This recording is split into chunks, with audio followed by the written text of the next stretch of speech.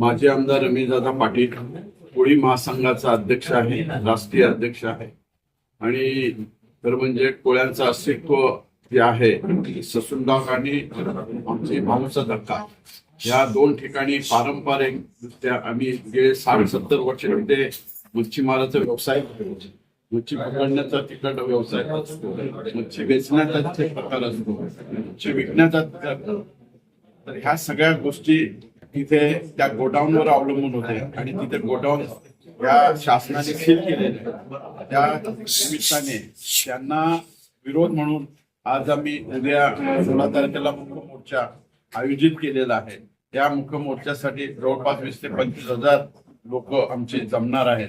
अनेक संस्था, मच्छीमारांच्या संस्था एकत्र आलेल्या आहेत आणि त्यांनी ठरवलेलं आहे की हा मोर्चा मोठ्या प्रमाणात होणं गरजेचं आहे, कारण जो अन्याय झालेला आहे दूर होईल या दृष्टिकोनातून आम्ही ते जमणार आहोत. किती मोठ्या संख्येने कोळी बांधव एकत्र येणार आहे? रोज 20-25,000 लोकसंख्येने उपस्थित राहणार. किती संघटनेचा आपल्या या मोर्चाला पाठिंबा आहे? या किती संघटनेचा आपल्या मोर्चाला पाठिंबा आहे? आणि संस्था, आमच्या जेवढ्या मच्छीमार संस्था मुंबईच्या आहेत, मुंबईच्या बाहेर, सगळ्यांनी आम्हाला सहकार्य केलेलं आहे, सपोर्ट दिलेला आहे. या मोर्चाद्वारे मुख्य मागणी काय शासनाकडून आपली? मुख्य मागणी हीच आहे की आमचं ससूनगाव मध्ये आमची 2 गोडाऊन, ज्या गोडाऊन मध्ये आम्ही काम करत होतो, ज्या गोडाऊन मध्ये आमच्या महिला काम करत होते, त्या गोडाऊन त्वरित तुम्ही सील बंद आहे ते उघडावं.